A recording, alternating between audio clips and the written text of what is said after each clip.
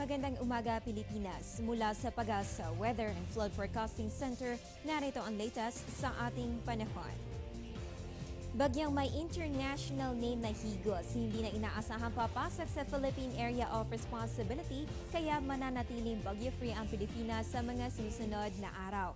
Ngayong Lunes, mga kababayan, northeast monsoon pa rin po ang dominant weather system na makakaapekto dito sa may Luzon. Ayon sa latest weather forecast na Pag-asa, inaasahan ang maulap na kalangitan na may mahihinang pag-uulan dito sa may Cagayan Valley, Ilocos, Bicol regions at sa mga probinsya ng Aurora at Quezon. Habang dito naman sa Metro Manila at natitirang bahagi ng Luzon, asahan lamang ang isolated light rains. Sa natitirang bahagi ng bansa, particular na dito sa buong Visayas at Mindanao, magiging bahagya hanggang sa maulap ang kalangitan o meron po tayong fair weather conditions sa mga susunod na oras. Iba pang impormasyon ang hatid makalipas lamang ang isang paalala.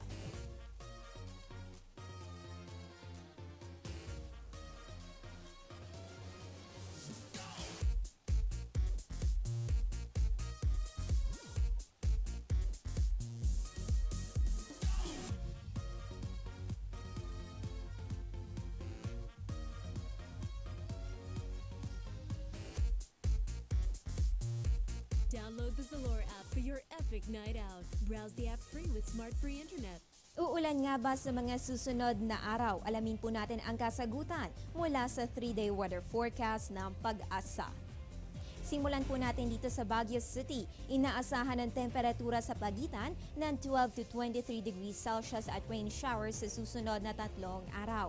Dito naman sa Metro Manila, minsan magiging maulap po ang kalangitan na meron lamang isolated cases ng rain showers sa susunod na 2 araw. Pero pagdating ng Biyernes, asahan po natin ang good weather condition. Punta naman tayo dito sa Metro Cebu. Asahan po ang fair weather condition sa susunod na 3 araw. Ngunit maging handa po tayo sa maulang panahon sa darating na Biyernes. Dito naman sa Metro Davao, magiging mainit sa umaga at tanghali, ngunit posible po ang thunderstorms pagsapit ng hapon o gabi sa susunod na 3 araw. Ganitong weather condition din po ang inaasahan natin dito sa may Zamboanga City. Kaya magdala ng payong bilang panangga sa init ng araw o posibleng pag-uulan simula bukas hanggang sa Biyernes.